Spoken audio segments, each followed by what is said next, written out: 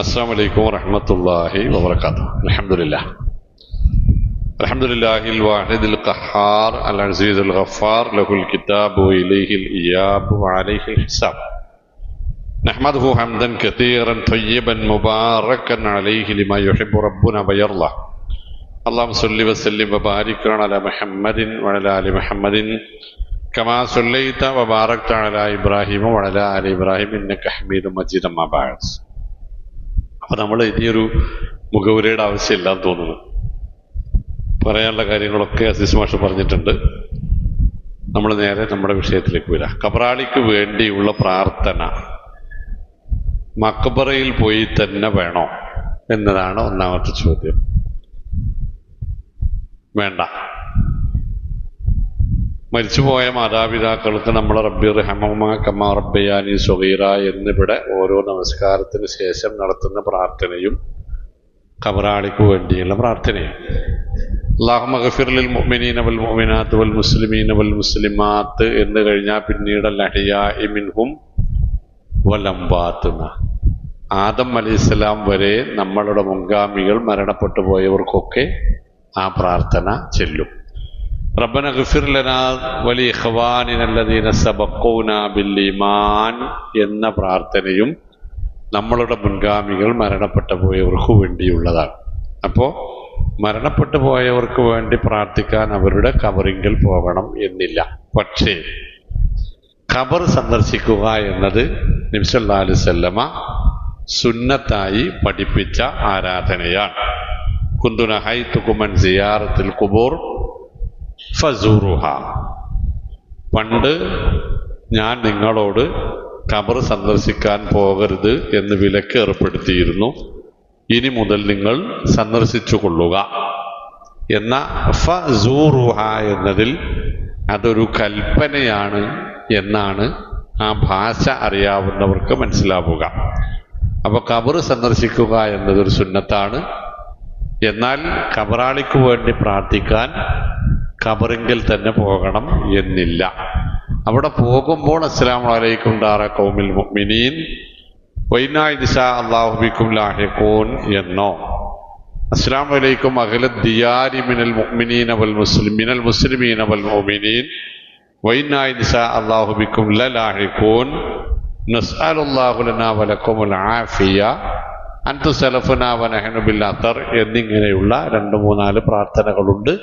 അത് ഖബർ സന്ദർശിക്കുമ്പോൾ നടത്തൽ പ്രത്യേകം സുന്നത്തുമാണ്. അപ്പോൾ ആ വിഷയം കഴിഞ്ഞല്ലോ അല്ലേ? അവിടെ പോകണമെന്നില്ല. നിത്യജീവിതത്തിൽ നടത്തുന്ന പ്രാർത്ഥനകളിലൊക്കെ അതുണ്ട്. പക്ഷേ ഖബർ സന്ദർശിക്കുക എന്നത് സുന്നത്തുമാണ്. മാതാപിതാക്കൾ മരിച്ച് സ്വത്തുക്കൾ വീതം വെക്കാതെ നിൽക്കുന്നതിൻ്റെ ഇസ്ലാമിക വിധി എന്ത്? തെറ്റാണ്. മരണപ്പെട്ടവന്റെ സ്വത്ത് 3 ദിവസമേ എല്ലാവർക്കും കൂടി ഉപയോഗിക്കാൻ പറ്റൂ എന്നും അതിനപ്പുറം അത് ആരെങ്കിലും ഒരാൾ ഉപയോഗിക്കണമെങ്കിൽ എല്ലാവരുടെയും സമ്മതവും സന്തോഷവും സംതൃപ്തിയും വേണമെന്നും ഫുഖഹാക്കൾ എഴുതി വെച്ചിട്ടുണ്ട്. ഇപ്പൊ ഈ 3 ദിവസം എന്നവർ പറഞ്ഞത് 3 ദിവസം ദുഃഖം ആചരിക്കാൻ അനുവാദമുള്ളതാണല്ലോ. ഒരു മരണത്തിന്റെ പേരിൽ 3 ദിവസം ദുഃഖം ആചരിക്കാൻ അനുവാദമുള്ളതാണ്. ആ 3 ദിവസം അത് എല്ലാവർക്കും കൂടി അനുഭവിക്കാം. അതിനപ്പുറത്തേക്ക് അത് നീട്ടുന്നത് ശരിയല്ല. എത്ര പെട്ടെന്ന് അത് വീതം വെക്കാൻ പറ്റുമോ അത്രയും പെട്ടെന്ന് അത് വീതം വെക്കണം. കാരണം അത് മറ്റുള്ളവരുടെ കൂടി സ്വത്താണ്. അതല്ല എങ്കിൽ ആർക്കെങ്കിലും ഒരാൾക്ക് അത് അനുവദനീയമാവണമെങ്കിൽ മറ്റെല്ലാവരും കൂടി സമ്മതിക്കുകയും വേണം. ഇപ്പൊ പരമാവധി വേഗത്തിൽ അത് വീതം വെക്കുക. ഫിത്ർ സക്കാത്ത് കമ്മിറ്റിയെ ഏൽപ്പിക്കാമോ? ഫിത്ർ സക്കാത്തു റമളാൻ എന്ന് ബുഖാരി ഉൾപ്പെടെയുള്ള ഹദീസ് ഗ്രന്ഥങ്ങളിൽ ചർച്ച തന്നെ കാണാം. റസൂൽ സല്ലല്ലാഹു അലൈഹി വസല്ലമയുടെ കാലത്ത്, ഖുലഫാക്കളുടെ കാലത്ത് ഫിത്ർ സക്കാത്ത് ശേഖരിച്ച് വിതരണം ചെയ്യുന്ന സമ്പ്രദായം ഉണ്ടായിരുന്നു.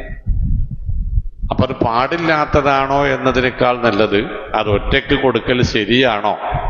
അവനവൻ എൻ്റെ വീട്ടിലെ 4 ആളുടെ അരി ഞാൻ അപ്പുറത്തെ വീട്ടിലും പകരം ആ വീട്ടിലെ 5 ആളുടെ അരി എൻ്റെ വീട്ടിലും കൊണ്ടുവന്ന് തരുന്ന പരിപാടി ശരിയാണോ? അതല്ലേ ഉള്ളത് അല്ലേ?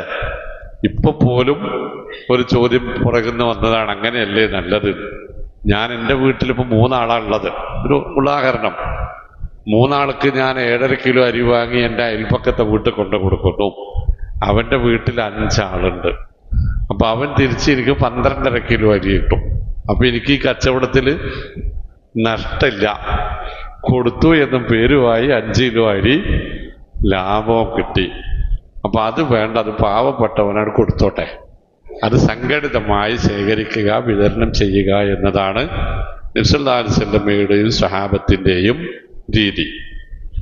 ഇസ്ലാമിനെതിരായി രാജ്യം ഭരിക്കുന്ന ഭരണാധികാരികളെ എന്തുകൊണ്ട് അള്ളാഹു കൈകാര്യം ചെയ്യുന്നില്ല? റബ്ബുൽ ആലമീനായ തമ്പുരാനെ, നീ എന്തുകൊണ്ട് ഇത് കൈകാര്യം ചെയ്യുന്നില്ല എന്ന് ഞാൻ എങ്ങനെയാണ് ഇവരോട് പറയാ? അത് എനിക്ക് പറയാൻ പറ്റൂലല്ലോ. പറ്റുമോ? ഇല്ലല്ലോ. അള്ളാഹു സുബ്ഹാനഹു വ തആല എന്ത് ചെയ്യണം, ആരുടെ നേരെ എടുക്കണം, എന്ത് നിലപാടെടുക്കണം എന്ന് അള്ളാഹ് തീരുമാനിക്കും. ലാ യുസ്അലു അമ്മാ യഫ്അൽ. അള്ളാഹു എന്ത് ചെയ്താലും അത് നമുക്ക് ചോദിക്കാൻ പാടില്ലല്ലോ. പക്ഷെ അള്ളാഹു പറഞ്ഞിട്ടുണ്ട്, വകുല്ലു ശൈഇൻ ഇൻദഹു ബിമിഖ്ദാർ. എല്ലാത്തിനും ഞാനൊരു കണക്ക് വെച്ചിട്ടുണ്ട്, ഒരവധി വെച്ചിട്ടുണ്ട്. ആ അവധി എത്തിയാൽ അത് നടക്കും. വലാ യഹ്സബന്നല്ലദീന കഫറു അന്നമാ നുംലി ലഹും ലിയസ്ദാദു ഖൈറൻ ലിഅൻഫുസിഹിം ഇന്നമാ നുംലി ലഹും ലിയസ്ദാദു ഇസ്മൻ എന്ന് സൂറത്ത് ആല ഇംറാനിൽ കാണാം. അവിശ്വാസികളെ, നിങ്ങളെ ഞാൻ ശിക്ഷിക്കാതെ നീട്ടിയിടുന്നത് നിങ്ങൾക്ക് ഗുണകരമാണ് എന്ന് നിങ്ങൾ വിചാരിക്കരുത്. നിങ്ങൾ എത്ര തെറ്റ് അധികരിപ്പിക്കും എന്ന് നോക്കാൻ വേണ്ടിയാണ് ഞാൻ നിങ്ങളെ നീട്ടിയിട്ട് തരുന്നത്. നിങ്ങൾക്കൊരു സമയമുണ്ട്, ആ സമയമെത്തിയാൽ നിങ്ങളെ ഞാൻ ഇല്ലാതെയാക്കും. അപ്പൊ അതെപ്പോഴാണ് നമുക്ക് പ്രാർത്ഥിക്കാം. ഇയ്യാക്കും വൽ ആജല, നിങ്ങൾ ധൃതി വെക്കരുത്. ധൃതി വെക്കുക എന്നത് പിശാച് നിങ്ങളെ പ്രേരിപ്പിച്ചുണ്ടാക്കുന്ന ദുസ്വഭാവമാണ്. നിങ്ങളുടെ ആവശ്യം നിറവേറ്റിത്തരാൻ അള്ളാഹു ഒരു സമയം തീരുമാനിച്ചിട്ടുണ്ടാകും. ആ സമയത്ത് അള്ളാഹു അത് നടപ്പിലാക്കും എന്നേ അതിൽ പറയാനുള്ളൂ. മാത്രമല്ല, ലോകത്ത് മുൻഗാമികൾ അനുഭവിച്ച കഷ്ടപ്പാടുകളും പീഡനങ്ങളും ഒക്കെ പരിശോധിക്കുമ്പോൾ ഇന്ന് നമ്മളൊന്നും അനുഭവിക്കുന്നത് അതിൻ്റെ ഒന്നുമല്ല. പിന്നെ ഹസിബത്തും തദ്ഖുലുൽ ജന്നത വലമ്മാ യഅ്തികും മസലുല്ലദീന ഖലൂ മിൻ ഖബ്ലികും മസത്തുഹുമുൽ ബഅസാഉ വദ്ദറാഉ വസുൽസിലു ഹത്താ യഖൂലർ റസൂലു വല്ലദീന ആമനൂ മഅഹു മതാ നസ്റുല്ലാഹ്. മുൻഗാമികൾ അനുഭവിച്ച കഷ്ടപ്പാടുകൾ അനുഭവിക്കാതെ സ്വർഗപ്രവേശനം നേടാമെന്ന് നിങ്ങൾ മോഹിക്കുന്നുവോ? അത് സാധിക്കൂല. മസ്സത്തുഹുമുൽ ബഅസാഉ വദ്ദറാഉ വസുൽസിലു, അവർക്ക് അങ്ങേയറ്റം പീഡിപ്പിക്കപ്പെട്ടിട്ടുണ്ട്. അവസാന നിവൃത്തികേടുകൊണ്ട് നബിമാർ വരെ പ്രാർത്ഥിച്ചു പോയിട്ടുണ്ട്, മത്താ നസ്റുല്ലാഹ്, പടച്ചവനെ എപ്പോഴാണ് ഇനി ഞങ്ങളെ സഹായിക്കുക? അത്രക്ക് എത്തിയിട്ടുണ്ട്. ഇപ്പൊ നമ്മള് ചില്ലറയാന്നല്ല ഞാൻ പറയുന്നത്, പക്ഷെ നമ്മൾക്ക് സഹായം വരാനുള്ള സമയമായിട്ടുണ്ടാവില്ല. വനുരീദു അൻ നമുന്ന അലല്ലദീന ഇസ്തളഇഫു ഫിൽ അർള് വനജഅലഹും അഇമ്മതൻ വനജഅലഹുൽ വാരിദീൻ. നൂറ്റാണ്ടുകൾ ഫിറഔൻമാരുടെ അടിമത്തത്തിന് കീഴിൽ ജീവിച്ച ബനൂ ഇസ്രായേലികളെ രക്ഷപ്പെടുത്തി ഒരു കരപറ്റിക്കാർ അല്ലാഹു സുബ്ഹാനഹു വ തആല മൂസാ നബിയുടെ കാലം വരെ അവധി നിശ്ചയിച്ചിരുന്നു. എന്നിട്ട് അല്ലാഹ് പറഞ്ഞത്, കഷ്ടപ്പെടുന്നവരെ, പീഡിപ്പിക്കപ്പെടുന്നവരെ ഉയർത്തിക്കൊണ്ടുവരാനും അവർക്ക് അധികാരം എത്തിക്കാനും ഞാൻ തീരുമാനിച്ചിട്ടുണ്ട് എന്നാണ്. പക്ഷെ അതിൻ്റെ സമയം അള്ളാഹുവാണ് തീരുമാനിക്കുക. ഞാൻ ആദ്യം ചിരിച്ചു പറഞ്ഞ് കളിയാക്കാൻ വേണ്ടിയിട്ടല്ല കേട്ടോ. ഏത് പഠിച്ചോനെ ഞാനെങ്ങനെയും പറയുന്നത് കളിയാക്കാൻ വേണ്ടി പറഞ്ഞതല്ല. അള്ളാഹുവാണത് തീരുമാനിക്കുക. നമ്മൾ കൈകൾ ഉയർത്തിക്കൊണ്ടേയിരിക്കും. എന്തെങ്കിലും ഒരിക്കൽ അള്ളാഹു അത് നടപ്പിലാക്കുകയും ചെയ്യും. അന്തിമ വിജയം എപ്പോഴും സത്യത്തിനായിരിക്കും എന്നത് അല്ലാഹു സുബ്ഹാനഹു വ തആല ഈ സമുദായത്തിന് വാക്ക് തന്നതാണ്. കഴിഞ്ഞ ആഴ്ചയിൽ താങ്കൾ പറഞ്ഞു ജീവൻ നിലനിർത്താൻ രക്തം നൽകാം എന്ന്. അത് പ്രകാരം കിഡ്നിയും നൽകാമോ വിൽക്കുകയാണെങ്കിലും? ഈ അവസാനം പറഞ്ഞത് ഏതായാലും പറ്റൂല വിൽക്കാനേ. അതൊരു വരുമാനമായിട്ട് തന്നതല്ല. ഏത് കിഡ്നി ആയാലും ബ്ലഡ് ആണെങ്കിലും നമ്മുടെ ശരീരത്തിലെ ഏതെങ്കിലും ഒരു അവയവം അള്ളാഹു നമുക്ക് വരുമാനം ഉണ്ടാക്കാൻ തന്നതല്ല. നമുക്ക് ജീവിതം അനുഭവിക്കാനും അള്ള തന്ന നിഅമത്തുകൾക്ക് ശുക്ർ കാണിക്കാനും വേണ്ടിയുള്ളതാണ്.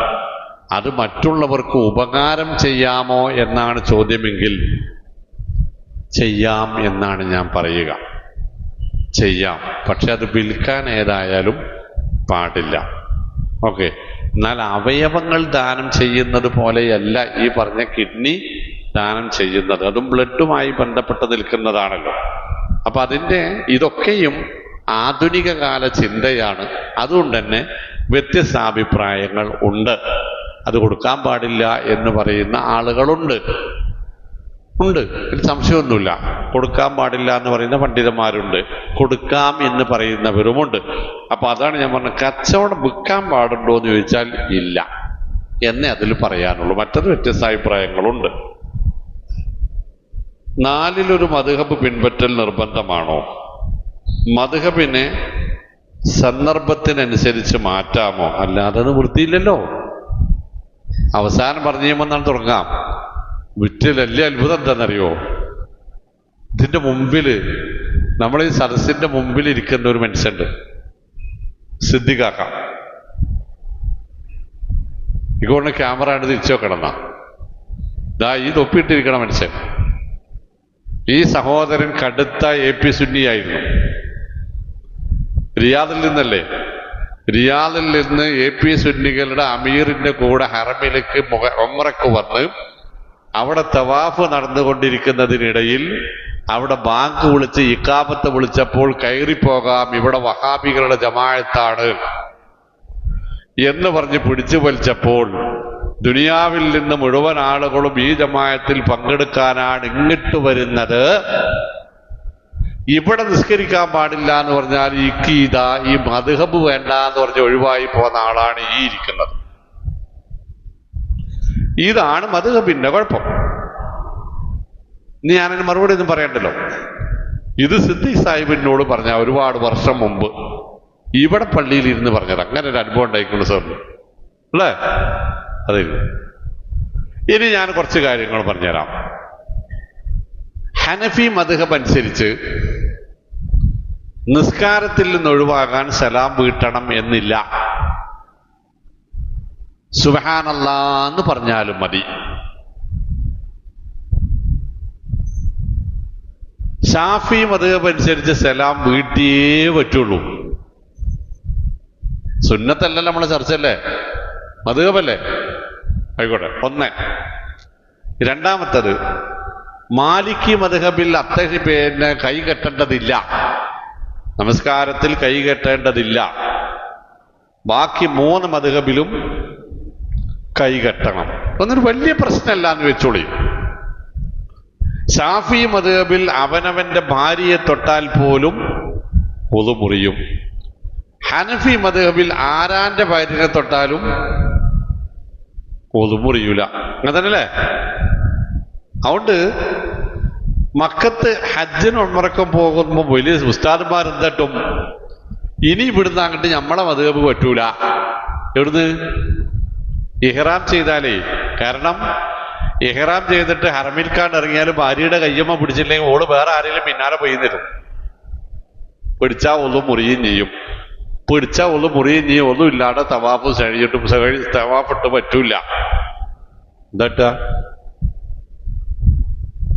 ഇവർക്ക് ഇവരെ മദ്ഹബ് അനുസരിച്ച് ദുനിയാവിൽ ഒരിക്കലും ഹജ്ജ് ചെയ്യാൻ പറ്റൂല,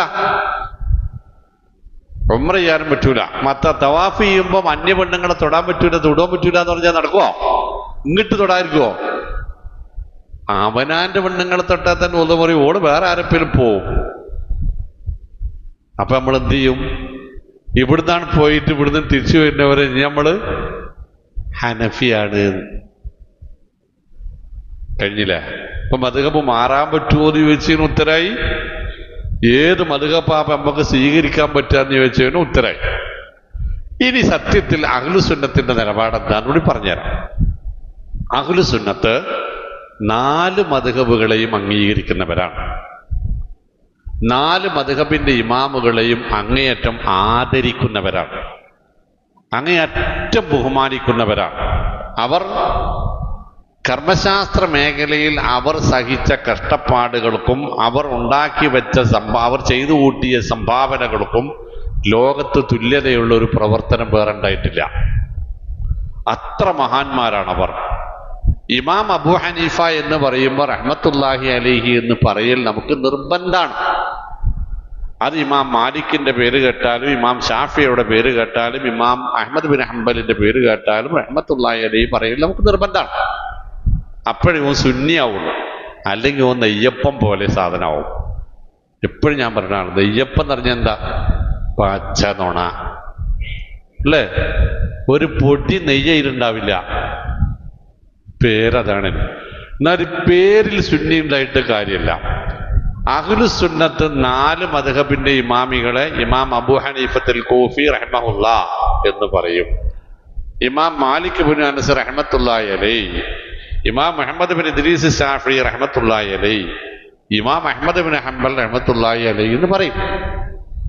4 മദ്ഹബിനെയും അംഗീകരിക്കും. പിന്നെ എങ്ങനെ നമ്മൾ മുന്നോട്ട് പോകാന്ന് ചോദിച്ചാൽ 4 മദ്ഹബിന്റെ ഇമാമിങ്ങളും പറഞ്ഞിട്ടുണ്ട്, ഞങ്ങൾ പറയുന്നതിന് നിലനിൽപ്പ് റസൂലിന്റെ വാക്ക് ഞങ്ങൾക്കെതിരെ വരുന്നത് വരെ മാത്രമേ ഉള്ളൂ. നിങ്ങൾ കേട്ടോ, ഞങ്ങളുടെ ഫത്വകൾക്ക് നിലപാടുകൾക്ക് നിലനിൽപ്പുള്ളത് റസൂലിന്റെ വാക്കുകൾ ഞങ്ങൾക്കെതിരെ വരുന്നത് വരെ മാത്രമാണ്. റസൂലിന്റെ വാക്കുകൾ ഞങ്ങൾക്കെതിരെ വന്നാൽ ഞങ്ങളുടെ വാക്കുകളെ നിങ്ങൾ ഒഴിവാക്കണം, എന്നിട്ട് റസൂലിന്റെ വാക്കുകളെ സ്വീകരിക്കണം സ്വല്ലല്ലാഹു അലൈഹി വസല്ലം. അതാണ് മദ്ഹബിന്റെ ഇമാമുകൾ, അതാണ് അഹ്ലുസുന്നത്ത്. അപ്പൊ അഹ്ലുസുന്നത്ത് എന്ന് പറയുന്നത് 4 മദ്ഹബിന്റെ ഇമാമിങ്ങളെയും അംഗീകരിക്കുന്ന, എന്നാൽ അവരുടെ നിർദ്ദേശമനുസരിച്ച് അവരെക്കാൾ കൂടുതൽ റസൂൽ സല്ലല്ലാഹു അലൈഹി വസല്ലമയെ ആദരിക്കുന്ന, റസൂലിന്റെ വാക്കുകളെ അവസാന വാക്കുകളായി സ്വീകരിക്കുന്ന നിലപാടാണ് അഹ്ലുസുന്ന വൽ ജമാഅ എന്നതുകൊണ്ട് ഉദ്ദേശിക്കുക. നമ്മൾ അതിലാണുള്ളത്. ഞാൻ ഷാഫിയാണോ നിങ്ങൾ ചോദിച്ചാൽ ആണെന്ന് പറയും. ഞാൻ ഹനഫിയാണോന്ന് ചോദിച്ചാലും ആണെന്ന് പറയും. മാലിക്കിയാണോ എന്ന് ചോദിച്ചാലും ആണെന്ന് പറയും. ഹംബലിയാണെന്ന് ചോദിച്ചാലും ആണെന്ന് പറയും. കാരണം ഇമാം അബൂ ഹനീഫ പറഞ്ഞത് യാ അബാ യഅ്ഖൂബ്, തന്റെ ശിഷ്യനോട് പറയാ, ഞാൻ പറയുന്നതെല്ലാം നീ എഴുതി വെക്കരുത്. എനിക്ക് ഇന്ന് ഒരഭിപ്രായമാണെങ്കിൽ നാളെ വേറൊന്നായിരിക്കും. അപ്പോ ഞാൻ പറയുന്ന ഫത്വകൾക്ക് ഞാൻ എടുത്ത തെളിവുകൾ കൂടി പഠിക്കാത്ത ഒരാളും എന്റെ ഫത്വ മറ്റൊരാളോട് പറയരുത് എന്ന് ഇമാം അബൂ ഹനീഫ പറഞ്ഞിട്ടുണ്ട്. അപ്പൊ അദ്ദേഹം എടുത്ത തെളിവ് ഖുർആനും സുന്നത്തുമാണ്. അപ്പൊ ആ ഖുർആനും സുന്നത്തും എന്താണോ പറയുന്നത് അതാണ് അദ്ദേഹത്തിന്റെ തെളിവ്. അത് തന്നെയാണ് ഒരു സുന്നത്തിന്റെ നിലപാട്. ഇമാം മാലിക് റഹ്മത്തുള്ളാ അൽ മുഅത്ത എഴുതി തീർത്തതിന് ശേഷം ഖലീഫ അബൂ ജഅഫർ അൽ മൻസൂർ, അന്നത്തെ ഖലീഫ, അദ്ദേഹത്തോട് പറഞ്ഞു, ഇസ്ലാമിക രാജ്യത്ത് കർമ്മശാസ്ത്രം ഇനി ഈ കിതാബിനനുസരിച്ച് ആവണം എന്ന് ഞാൻ പ്രഖ്യാപിക്കാൻ പോവാണ് എന്ന് പറഞ്ഞപ്പോ ഇമാം മാലിക് പറഞ്ഞു, പാടില്ല അമീറുൽ മുഅ്മിനീൻ, ഈ ദുനിയാവിൽ തെറ്റ് പറ്റാത്ത ഒരൊറ്റ മനുഷ്യൻ മാത്രമേ ഉള്ളൂ, അത് അള്ളാന്റെ റസൂലാണ്. റസൂലിന്റെ വാക്കാണ് അവസാനത്തെ വാക്ക്. അതിനെതിരെ മാലിക് ബിൻ അനസ് ഒന്നുമല്ല എന്ന് മാലിക് ബിൻ അനസ് റളിയല്ലാഹു അൻഹു റഹ്മത്തുള്ളാഹി പറഞ്ഞിട്ടുണ്ട്. അതാണ് നമ്മുടെ നിലപാട്. ഷാഫി ഇമാം പറഞ്ഞെന്താ? ഇദാ സ്വഹൽ ഹദീസു ഫഹുവ മദ്ഹബി, സ്വഹീഹായ ഹദീസാണ് എന്റെ നിലപാട്, എന്റെ മദ്ഹബ്. വഅന റാജിഉൻ ഇലൽ ഹദീസി ഫി ഹയാതി വബഅദ മമാതി. ജീവിച്ചിരിക്കണ കാലത്ത് ഹദീസ് സഹിയായി വന്നാൽ ഞാൻ എൻ്റെ വാക്ക് ഒഴിവാക്കി അതിലേക്ക് പോകും. ഞാൻ മരിച്ചതിന് ശേഷമാണ് നിങ്ങൾക്ക് അങ്ങനെ ഹദീസ് കിട്ടണത് എങ്കിൽ ഞാൻ അതിലേക്ക് മടങ്ങിക്കണു നിങ്ങളാണ് വിചാരിച്ചാൽ മതി. അതാണ് മുജാഹിദുകൾ മൗലസുന്നത്തിന്റെ നിലപാട്. ഇമാം അഹ്മദ് ബിൻ ഹംബൽ റഹിമഹുല്ലാ പറഞ്ഞത് അബൂ ഹനീഫ ആയാലും മാലിക് ബിൻ അനസ് ആയാലും ഷാഫി ആണെങ്കിലും സുഫിയാൻ ബിൻ ഉയൈനയാണെങ്കിലും സുഫിയാൻ സൗരി ആണെങ്കിലും ആരാണെങ്കിലും ശരി, ഇന്റെ നോട്ടത്തില് ഇതിലൊക്കെ അഭിപ്രായങ്ങളുടെ വില മാത്രമേ ഉള്ളൂ. നബിയുടെ വാക്കാണ് വൽ ഖൗലു ഖൗലു റസൂലില്ലാഹി സ്വല്ലല്ലാഹു അലൈഹി വസല്ലം. നബിയുടെ വാക്കിനെ കടത്തുവെട്ടാൻ ഇതൊന്നും പോരാ. അപ്പോ മദ്ഹബ് മാറാതെ നിലനിൽപ്പില്ല. മദ്ഹബ് മാറാതെ നിലനിൽപ്പില്ല. ഇനിയിപ്പോ മക്കത്ത് പോയിട്ട് ആരാന്റെ കൈ പെണ്ണുങ്ങളെ തൊട്ട ചങ്ങായി ഇവിടെ വന്നിട്ട് ഷാഫിയായിട്ട് ഞാൻ ആരാന്റെ പെണ്ണുങ്ങളെ തൊടാൻ പോയ എന്തുണ്ടാക്കും? ഷാഫിയാക്കളൊക്കെ കൂടെ പല്ല് തച്ചു കുഴിക്കും. അത് അവിടെ നടക്കുള്ളൂ, ഇവിടെ പറ്റൂല എന്ന് പറയും അല്ലേ? അപ്പൊ ഈ മദ്ഹബ് അനുസരിച്ച് നമുക്ക് ജീവിക്കാൻ കഴിയില്ല. അത് പറയാൻ മാത്രമേ പറ്റുള്ളൂ ഞാൻ ഇന്ന ആളാണ് എന്ന്. സുന്നത്ത് എക്കാലവും ലോകത്തിന്റെ ഏത് ഭാഗത്തും ഏത് ആചാരങ്ങൾക്കും ഏത് ആരാധനകൾക്കും ഏത് സമൂഹത്തിലും പരിശുദ്ധ ഖുർആനും സുന്നത്തും ആർക്കും ജീവിതത്തിൽ കൊണ്ടു നടക്കാം, ഒരു പ്രയാസവും ഉണ്ടാവുകയില്ല. 4 മദ്ഹബ് പിൻപറ്റൽ നിർബന്ധമാണോ? അത് കഴിഞ്ഞല്ലോ. മദ്ഹബിനെ സന്ദർഭത്തിനനുസരിച്ച് മാറ്റാമോ? അത് കഴിഞ്ഞു. ചോദ്യം 1, മുദ് അരിയുടെ കണക്ക് എത്ര? മുദ് എന്ന് പറഞ്ഞാൽ ഒരു കണക്ക്, ഒരളവാണ്. 1/2 കിലോ എന്നാ പറയാ, 1 കിലോ എന്ന് പറയുന്നവരുണ്ട്. അപ്പൊ മുദ്ദല്ല. നബി സല്ലല്ലാഹു അലൈഹി വസല്ലം ഖുർആൻ പറഞ്ഞത് ഫിദിയ എന്നാണ് അതിന്റെ പേര്. വഅലല്ലദീന യുതീഖൂനഹു ഫിദിയത്തുൻ തഅമു മിസ്കീൻ. നോമ്പെടുക്കാൻ വയ്യാത്തവൻ അതിന് ഫിദിയ കൊടുക്കട്ടെ എന്നാണ്. ഫിദിയ കൊടുക്കേണ്ടത് എന്താന്ന് ചോദിച്ചാൽ തഅമു മിസ്കീൻ, പാവപ്പെട്ടവന് ഭക്ഷണം കൊടുക്കട്ടെ എന്നാണ്. അത് എത്ര കൊടുക്കണം എന്ന് ചോദിക്കുമ്പോഴാണ് മുദ്ദിന്റെ കണക്ക് വരിക. മുദ് എന്നത് നമ്മൾ ഗ്രാം, കിലോ എന്നൊക്കെ പറയുന്നത് പോലെ ഒരു തൂക്കത്തിന്റെ പേരാണ്. അപ്പൊ അത് കൊടുക്കുമ്പോൾ എത്ര കൊടുക്കണം എന്ന് ചോദിച്ചാൽ ഒരാൾക്ക് കഴിക്കാനുള്ള ഭക്ഷണം കൊടുക്കണം. അരി കൊടുത്താൽ പോരാ, ഒരാൾക്ക് ഒരു മനുഷ്യന് കഴിക്കാനുള്ള ഭക്ഷണം കൊടുക്കണം. ആ ഭക്ഷണത്തിന് ആവശ്യമായ സാധനങ്ങൾ കൊടുക്കണം. അതിലേറ്റവും ഉത്തമമായ രീതി ആ ഭക്ഷണം നമ്മുടെ വീട്ടിലുണ്ടാക്കി ഒരാളെ, ഒരു നോമ്പാ പോയതെന്ന് വെച്ചാൽ ഒരു പാവപ്പെട്ട മനുഷ്യനെ നമ്മുടെ വീട്ടിലേക്ക് വിളിച്ച് നമ്മളോടൊപ്പം ഇരുത്തി ഭക്ഷണം കഴിപ്പിക്കുക എന്നതാണ് ഏറ്റവും ഹൈറായ രീതി. അതായിരുന്നു സഹാബത്ത് നടപ്പിൽ വരുത്തിയിരുന്നതും. അല്ലെങ്കിൽ ഭക്ഷണ സാധനങ്ങൾ വാങ്ങി കൊടുക്കണം, അല്ലെങ്കിൽ ഭക്ഷണം കൊണ്ടേ കൊടുത്താലും മതി. അപ്പൊ അതിന്റെ കണക്ക് ഒരു പ്രസക്തമായ സംഗതിയല്ല. അളവും തൂക്കവും അതിലൊരു പ്രസക്തമായ സംഗതിയല്ല. ഒരു നേരത്തേതാണ് കൊടുക്കേണ്ടത് എന്നും ഒരു ദിവസത്തേതാണ് കൊടുക്കേണ്ടത് എന്നൊക്കെ പണ്ഡിതന്മാർക്കിടയിൽ അഭിപ്രായങ്ങൾ ഉണ്ട്. അപ്പൊ അതിൽ നമുക്ക് ഏതാണോ നമുക്ക് മനസ്സിനൊരു സംതൃപ്തി കിട്ടുന്നത് അത് ചെയ്യുക എന്നതല്ലാതെ അതിൽ തൂക്കം നോക്കേണ്ടത് ഇല്ല. അടുത്ത നോമ്പിന് മുമ്പ് വീട്ടുകയാണെങ്കിൽ മുദ്ദ് കൊടുക്കണമോ? നോറ്റ് വീട്ടുന്നവർ ഫിദിയ കൊടുക്കേണ്ടതേ ഇല്ല. നോറ്റ് വീട്ടുന്നവർ ഫിദിയ കൊടുക്കേണ്ടതില്ല. ഫിദിയ കൊടുത്താൽ നോറ്റ് വീട്ടേണ്ടതുമില്ല. അപ്പോ ഫിദിയ കൊടുക്കൽ ആർക്കാണ് എന്ന് ചോദിക്കുമ്പോ ഒരിക്കലും നോൽക്കാൻ കഴിയാത്ത മാറാരോഗമോ മഹാരോഗങ്ങളോ ഉള്ള ആളുകൾക്കും, വാർദ്ധക്യത്തിലെത്തി ഇനിയൊരു തിരിച്ചുവരവില്ല, നോമ്പെടുക്കാൻ കഴിയില്ല എന്ന് വിചാരിക്കുന്ന ആളുകളും അതപ്പാതാത സമയങ്ങളിൽ ഫിദിയ കൊടുത്തുകൊണ്ടിരുന്നാൽ മതി. നോൽക്കാൻ സാധിക്കും എന്ന് തോന്നുന്നവർ ഫിദിയ കൊടുക്കേണ്ടതുമില്ല. കഴിവിന്റെ പരമാവധി വേഗത്തിൽ അത് നോൽക്കുക. അല്ല, നോൽക്കാൻ കഴിയാത്തത് ഇത്ര എണ്ണം നോൽക്കാറുണ്ട് എന്നത് ഒരു കണക്ക് പരസ്യപ്പെടുത്തുകയും ചെയ്യുക. ബാക്കിയുള്ളവർക്ക് നോൽക്കേണ്ട സാഹചര്യം വന്നാൽ അവർക്ക് നോൽക്കാൻ വേണ്ടിയിട്ട് എനിക്കൊരു 5-6 നോമ്പ് ബാക്കിയുണ്ട്, 2 എണ്ണം ഞാൻ നോറ്റ് 3-ാമത്തെ നോൽക്കണതിന് മുമ്പ് ഞാൻ മരിച്ചു, പിന്നാൽ എൻ്റെ നോമ്പ് എൻ്റെ മക്കളും ഭാര്യയും നോൽക്കണം, അവർക്കത് നോൽക്കണം എന്നുണ്ടെങ്കിൽ എത്ര എണ്ണം ബാക്കിയുണ്ട് എന്ന് അവരറിയണം. അപ്പോ ഈ നോമ്പ് നോൽക്കുക എന്നത് വളരെ വളരെ വേഗത്തിൽ തീർക്കലാണ് നല്ലത്. അപ്പൊ ഇനി ഇതിന് മുപ്പൊരു ചോദ്യം ഉണ്ടാവാൻ സാധ്യത ഉള്ളത് ഗർഭിണികളും മറ്റു കാര്യങ്ങളും ഒക്കെയാണ്.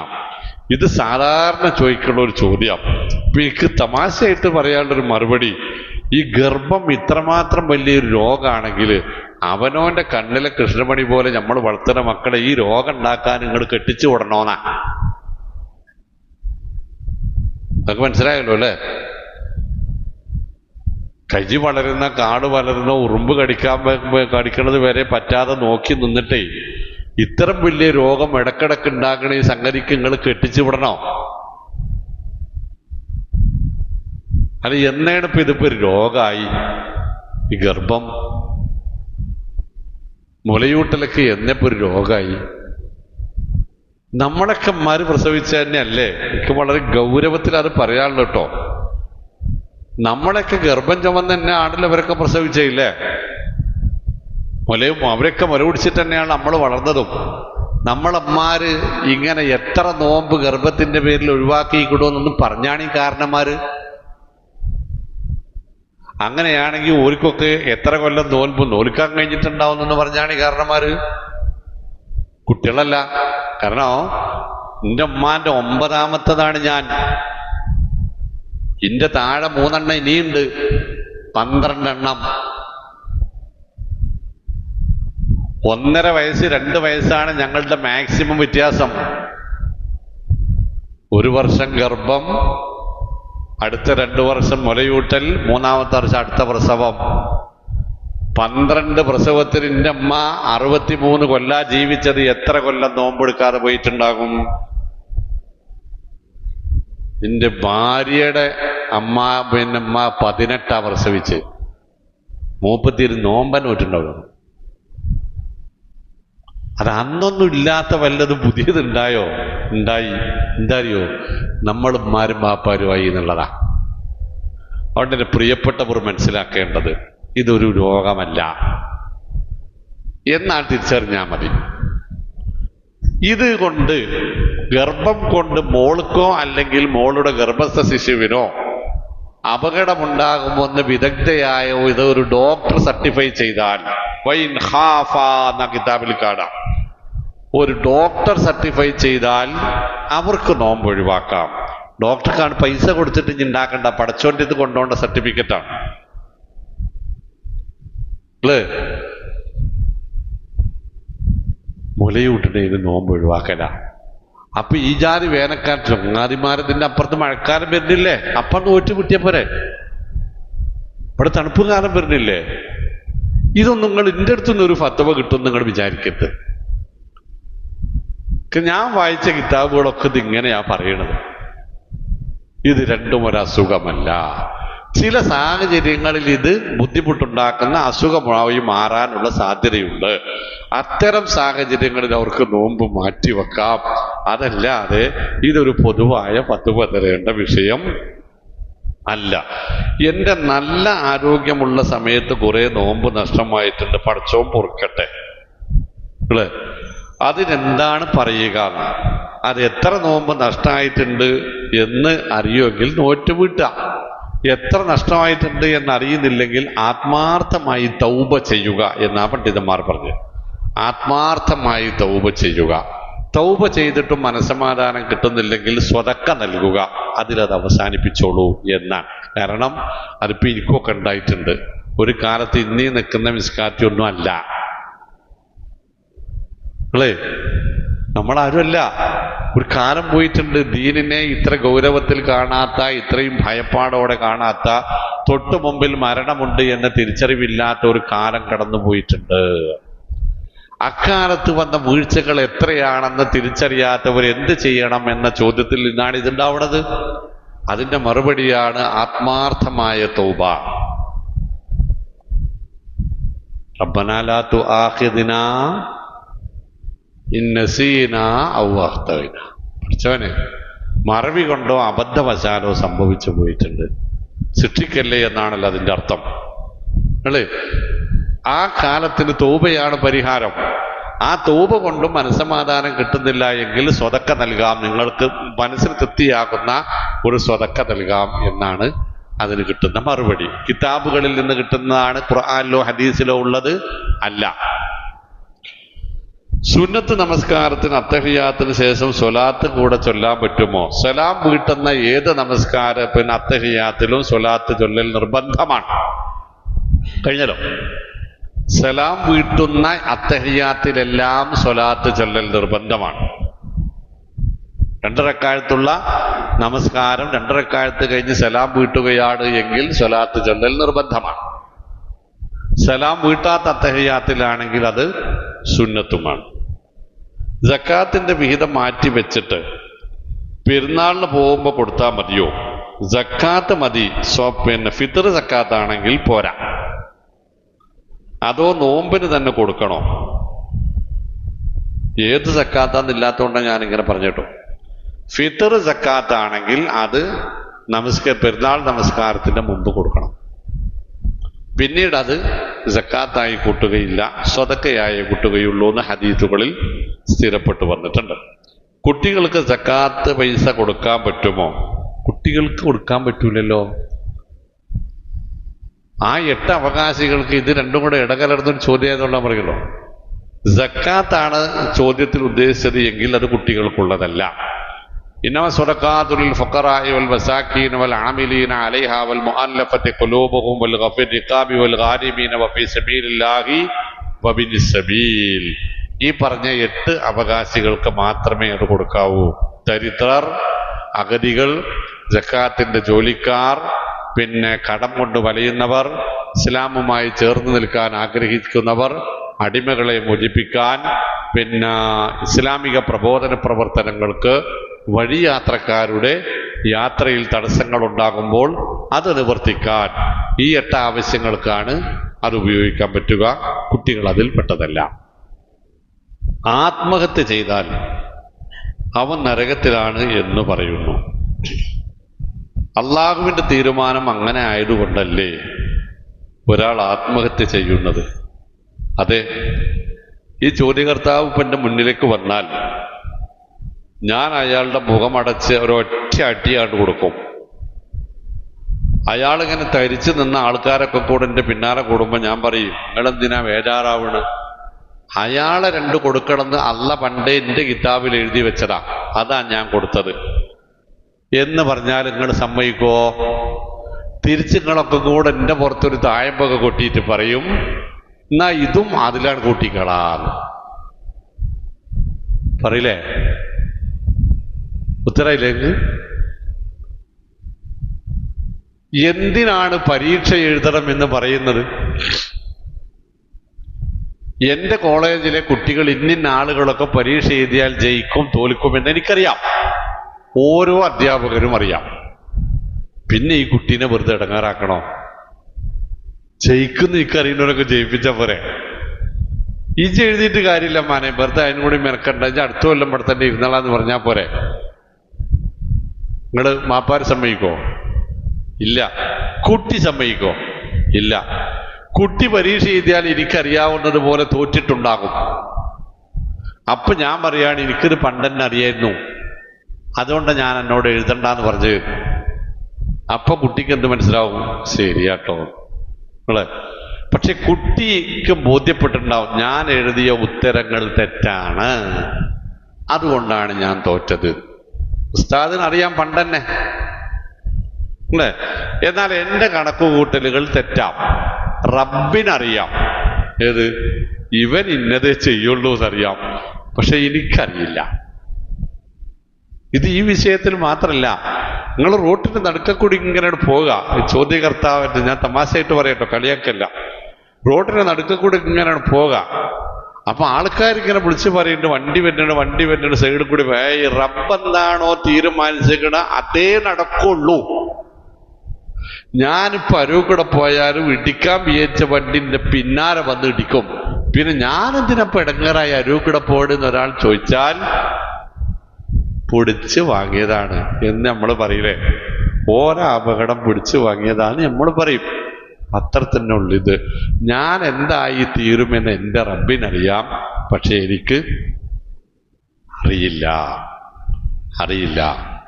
ഇവിടെ ഇരുന്നിട്ട് ഞാനിങ്ങനെ നോക്കുമ്പോ ഇവിടെ ഇരുന്നിട്ടുണ്ടെങ്കിൽ 59 വയസ്സിൽ ഞാനിങ്ങനെ നോക്കുമ്പോൾ ഞാൻ അഫ്ളൽ ഉലമ കഴിഞ്ഞിട്ട് ഞാൻ ചെയ്ത ജോലികളൊക്കെ ഇങ്ങനെ ആലോചിച്ച് നോക്കും. ഞാൻ ഇടക്കിടക്ക് ഞാൻ ഇന്ന പണിയെടുക്കാൻ പോകാന്ന് പറഞ്ഞ് റബ്ബർ വെട്ടാൻ പോയി, പിന്നെ ലോഡിങ്ങിന് പോയി, കരിങ്കല്ലൊട്ടിച്ചാൻ പോയി, പിന്നെ കരാറ് പണികൾക്ക് പോയി, കോൺട്രാക്ട് പണികൾക്ക് പോയി. എനിക്കൊന്നിലും നിലനിൽക്കാൻ കഴിഞ്ഞില്ല, ഒന്നിലും എനിക്ക് ഉറച്ചിക്കാൻ കഴിഞ്ഞില്ല. പക്ഷെ ഞാൻ ഈ ഫീൽഡിലേക്ക് വന്നിട്ടിപ്പോ 30 ചില്ലാനം വർഷമായി. അപ്പൊ ഞാൻ ഇവിടെയാണ് എത്തേണ്ടത് എന്ന് റബ്ബ് തീരുമാനിച്ചിട്ടുണ്ട്. ഞാൻ ഏതില് പോയാലും ഞാൻ ഇവിടെ എത്തും. എനിക്ക് ഏതിലും പോയി നോക്കാം എന്നല്ലേ അതിൻ്റെ അർത്ഥം. ഇജ്ജ് പോകൂല മനെ എന്ന് പറഞ്ഞ പോലെ ഞാൻ ആത്മഹത്യ ചെയ്യുമോ ഇല്ലയോ എന്നത് റബ്ബിനറിയാം. പക്ഷെ എന്നോട് പറഞ്ഞിട്ടുണ്ട് ആത്മഹത്യ ചെയ്താൽ നരകത്തിൽ പോകേണ്ടി വരും. ഞാൻ എന്ത് ചെയ്യും? പരമാവധി ചെയ്യാതിരിക്കും. കേരളത്തിലെ വളരെ പ്രഗത്ഭനായ ഒരു രാഷ്ട്രീയ നേതാവ്, ആ ഒരേ ഒരു കാര്യത്തിലാണ് അദ്ദേഹത്തോട് ആദരവുള്ളത്. കേരളത്തിലെ മുഴുവൻ രാഷ്ട്രീയ പാർട്ടിക്കാരും പത്രങ്ങളും മീഡിയകളും മനുഷ്യനെ ഒരു വ്യഭിചാര കേസിന്റെ പേരിൽ കൃത്രിമമായി അപമാനിച്ച് ഐസ്ക്രീമായി അല്ലേ, അപമാനിച്ച് ഒന്നുമല്ലാതെയാക്കിയിട്ട് വർഷങ്ങൾക്കിപ്പുറം കോടതി ആ കേസുകളൊക്കെയും തള്ളിക്കളഞ്ഞപ്പോൾ പത്രക്കാർ പോയി ചോദിച്ചു നിങ്ങൾക്ക് എന്ത് തോന്നുന്നു? അപ്പൊ അദ്ദേഹം പറഞ്ഞത് ഞാനൊരു മുസ്ലിമായി പോയി, അല്ലെങ്കിൽ ഞാൻ എന്നെ ആത്മഹത്യ ചെയ്യുമായിരുന്നു എന്നാണ്. പ്രിയപ്പെട്ട കുഞ്ഞാലിക്കുട്ടി സാഹിബ്, ഞാൻ എന്നെ ആത്മഹത്യ ചെയ്യുമായിരുന്നു. അതാണ് മുസ്ലിം. എന്താപത്തുണ്ടായാലും ഇത് അതിനേക്കാൾ വലിയ ആപത്താണ് അവൻ തിരിച്ചറിയും. അതുകൊണ്ട് പ്രിയപ്പെട്ടവർ മനസ്സിലാക്കുക, വിഷം കഴിച്ച് ആത്മഹത്യ ചെയ്തവൻ നരകത്തിൽ വിഷം കഴിച്ചുകൊണ്ടേ ഇരിക്കേണ്ടി വരും എന്ന് റസൂല് പറഞ്ഞപ്പോ അവിടെ എന്താ കീടനാശിനിക്കാടുണ്ടോ എന്ന് ചോദിക്കരുത്. മലമുകളിൽ നിന്ന് താഴെ ചാടി ആത്മഹത്യ അവൻ അവിടെ മലമുകളിൽ നിന്ന് ചാടിക്കൊണ്ടേ ഇരിക്കേണ്ടി വരും. അവിടെ ഇപ്പൊ എവറസ്റ്റ് ഒക്കെ ഉണ്ടില്ലേ എന്ന് ചോദിക്കുന്നതല്ല ഈമാൻ. അത് അതിന്റെ ഗൗരവം പറഞ്ഞതാണ്. അപ്പോ ഞാൻ പിന്നെയും പറയും, ആദ്യം പറഞ്ഞ തന്നെ, നിങ്ങളൊരാൾ എന്നെ വന്ന് 2 പൊട്ടിക്കുന്നു, ദത്തപ്പജി കാണിക്കണത് പഠിച്ചോൻ പണ്ട് തീരുമാനിച്ചതല്ലേ എന്ന് പറഞ്ഞാൽ ഞാൻ സമ്മതിക്കൂല. എന്നാ ഇതും പിടിച്ചോ, ഇതും തീരുമാനിച്ചതാ എന്ന് പറയും. ആത്മഹത്യ ചെയ്യാൻ പോകുന്ന ഒരാള് പഠിച്ചോൻ ഞാൻ ആത്മഹത്യ ചെയ്യാൻ തീരുമാനിച്ചിട്ടുണ്ട് അതുകൊണ്ടാണ് ചെയ്യണത് എന്നാരും പറയില്ല. ഓൻ ചെയ്തു കഴിഞ്ഞാൽ പിന്നീട് നമുക്ക് പറയാനുള്ളതാണ് അത് റബ്ബിന്റെ തീരുമാനമാണ് എന്ന് പറഞ്ഞാൽ എന്താ, വിധി എന്താണ് എന്നത് വിധി നടപ്പായതിനു ശേഷമേ കൂടിയിട്ടില്ലേ, വിധി എന്താണ് എന്നത് വിധി നടപ്പായതിനു ശേഷമേ മനസ്സിലാവുകയുള്ളൂ. അപ്പൊ നമുക്ക് സമാധാനിക്കാനുള്ളതാണ് വിധിവിശ്വാസം, അല്ലാണ്ട് എന്തുകൊണ്ട് ചെയ്തു കൂട്ടാനുള്ളതല്ല. ഒരാൾ ജീവിതത്തിന്റെ ഏറിയ പങ്കും അനിസ്ലാമിക രൂപത്തിൽ ജീവിച്ചു, പിന്നീട് നല്ല ജീവിതം തുടങ്ങി. അവന്റെ കഴിഞ്ഞ തെറ്റുകൾക്ക് എന്താണ് പരിഹാരം? റബ്ബനാ ഇന്നനാ സമഅനാ, ഞാൻ മനഃപൂർവ്വം ഓതിയതാണ് ആദ്യത്തെ റക്അത്തിൽ ആയത്ത്. റബ്ബനാ ഇന്നനാ സമഅനാ മുനാദിയ യുനാദി ലിൽ ഈമാനി അൻ ആമിനൂ ബി റബ്ബിക്കും ഫആമന്ന. പഠിച്ചവനെ തമ്മാടിത്തരം കാണിച്ച് വൃത്തികെട്ടവനായി ഒരു സത്യവും ധർമ്മവും ഇല്ലാതെ ആരെയും അനുസരിക്കാതെ ജീവിച്ചുകൊണ്ടിരിക്കുകയായിരുന്നു. അതിനിടയിലാണ് ഇത് ശരിയല്ല എന്ന് ആരോ പറയുന്നത് മനസ്സിൽ കുടുങ്ങിയത്. അന്നാണ്ട് നന്നായതാണ് പഠിച്ചവനെ. പിന്നെന്താ ബാക്കി? റബ്ബന ഗഫിർ ലനാ ദുനൂബനാ, പഠിച്ചവനെ ഞങ്ങൾ അന്ന് വരെ ചെയ്ത എല്ലാ തെറ്റും പൊറുക്കണേ. വകഫിർ അന്നാ സയ്യിആതിനാ, എല്ലാ പാപങ്ങളും ഞങ്ങളെ വിചാരണ ഗ്രന്ഥത്തിൽ നിന്ന് മായ്ച്ചു കളയണേ. വതവഫനാ മഅൽ അബ്റാർ, ഇനി ഞങ്ങളെ പുണ്യവാന്മാരായി ജീവിപ്പിക്കുകയും മരിപ്പിക്കുകയും ചെയ്യണമേ എന്ന, അതിനാണ് തൗബ, ഇസ്തിഗ്ഫാർ എന്നൊക്കെ പറയുക. അത് തന്നെയാണ് പരിഹാരം. വേറൊന്നുമില്ല. ലാ തഖനതു മിർ റഹ്മത്തില്ലാ യാ ഇബാദിയല്ലദീന അസ്റഫു അലാ അൻഫുസിഹിം ലാ തഖനതു മിർ റഹ്മത്തില്ലാ. തെറ്റ് കയ്യും കണക്കുമില്ലാതെ ചെയ്തവരെ റബ്ബ് മാപ്പാക്കുകയില്ല എന്ന് നിരാശപ്പെടരുത്. ഇന്നല്ലാഹ യഗ്ഫിറു ദുനൂബ ജമീഅ, റബ്ബെല്ലാം മാപ്പാക്കാൻ സന്നദ്ധനാണ്. ഇന്നഹു ഹുവൽ ഗഫൂറുർ റഹീം, ഏറെ പൊറുക്കുന്നവനും ഏറെ കരുണ ചെയ്യുന്നവനുമാകുന്നു റബ്ബ്. 99 ആളെ കൊന്ന ഒരു മനുഷ്യന്റെ കഥ റസൂല് പറഞ്ഞ നമുക്കൊക്കെ അറിയാം. 99 ആളെ കൊന്നു കഴിഞ്ഞിട്ടാണ് അയാൾക്ക് തെറ്റ് മനസ്സിലായത്. അയാൾ എന്നെ പോലത്തെ ഒരു പൊട്ടമ്പൊയിലേരോട് ചെന്നിട്ട് ചോദിച്ച്, ഞാൻ എന്ത് ചെയ്യണം? ഞാൻ 99 ആളെ കൊന്ന്. അനക്ക് പുറത്തേരാൻ നിൽക്കലല്ലേ പഠിച്ചവൻ പണി, വേറെ എത്ര പരിപാടി പോയി പണി നോക്കടോ എന്ന് പറഞ്ഞ് മറ്റേ ചെങ്ങായി 99 ആളെ കൊന്ന് കറ തീർന്ന ആളല്ലേ, ഓൻ ബെന്റെ തലയുടെ വെട്ടി ആ ദേശത്തിന് സെഞ്ചുറി അടിച്ച്. പക്ഷെ ഓന്റെ മനസ്സ് സമ്മതിക്കണില്ല. ഓൻ വേറൊരിടത്ത് പോയപ്പോ അവനോട് പറഞ്ഞ അവിടുത്തെ പണ്ഡിതന്മാർ, പൊന്നുമാനെ പടച്ചോൻ പൊറുക്കൂല. ആരെ എന്നോട് പറഞ്ഞ്? ആരാ അള്ളാന്ന് എന്റെ വിചാരം? അല്ലെല്ലാം പൊറുക്കും. ഇജ്ജ് അള്ളഹാനോട് നല്ല ഉള്ളുരുകി പ്രാർത്ഥിച്ചോ. പിന്നെ ഈ നാട്ടിൽ ഇജ്ജ് നിൽക്കണ്ട, ഇവിടെ ഇജ്ജ് നിന്നാല് അന്നെക്കുറിച്ച് ആൾക്കാർ ഇങ്ങനെ തന്നെ വിചാരിക്കുള്ളൂ, അനക്ക് നന്നാകാൻ കഴിയൂല. അന്നെ അറിയാത്ത ഒരു നാട്ടിൽ പോയിക്കോ. അയാൾ പോണ വഴിക്ക് അയാൾ മരിക്കണ സമയത്ത് അയാളുടെ റൂഹ പിടിക്കാൻ രണ്ട് ലോകത്തു നിന്ന് നരകത്തിന്റെ മലക്കുകളും സ്വർഗത്തിന്റെ മലക്കുകളും വന്നു. നരകത്തിന്റെ മലക്കുകൾ പറഞ്ഞു, ഇവൻ സെഞ്ചുറി വീരനാണ്, ഞമ്മക്കുള്ളതാണ്. മറ്റേ ആള് പറഞ്ഞ്, അല്ല, തൗബ ചെയ്ത ആളാണ്, ഞങ്ങൾക്കുള്ളതാണ്. അള്ളാഹുവിനോട് സംശയം തീർത്തു അവര്. അള്ളാഹു പറഞ്ഞു, അവന്റെ തൗബ ഞാൻ സ്വീകരിച്ചിട്ടുണ്ട്, അവൻ സ്വർഗക്കാരനാണ്, ഒരു പേടിയും പേടിക്കേണ്ടതില്ല. وَمَنْ يَقْنَطُ مِنْ رَحْمَةِ اللَّهِ إِلَّا الْقَوْمُ الْكَافِرُونَ. നന്ദി കെട്ടവനല്ലാതെ ആരാണ് റബ്ബിന്റെ റഹ്മത്തിൽ നിരാശപ്പെടുക? റബ്ബെല്ലാം അപ്പാക്കും. അതിനുള്ളതാണ് റമദാൻ, അതിനുള്ളതാണ് പ്രാർത്ഥന, അതിനുള്ളതാണ് ഇബാദത്ത്. അല്ലാഹു നമ്മുടെ എല്ലാവരുടെയും എല്ലാ തരത്തിലുള്ള പാപങ്ങളും തെറ്റുകളും കുറ്റങ്ങളും മാപ്പാക്കി തരുമാറാവട്ടെ, നമ്മുടെ തൗബ സ്വീകരിക്കുമാറാവട്ടെ. കടം കൊണ്ട് അങ്ങേയറ്റം പ്രയാസപ്പെടുകയും പിന്നീടെല്ലാം നേരെയാവുകയും ചെയ്തു.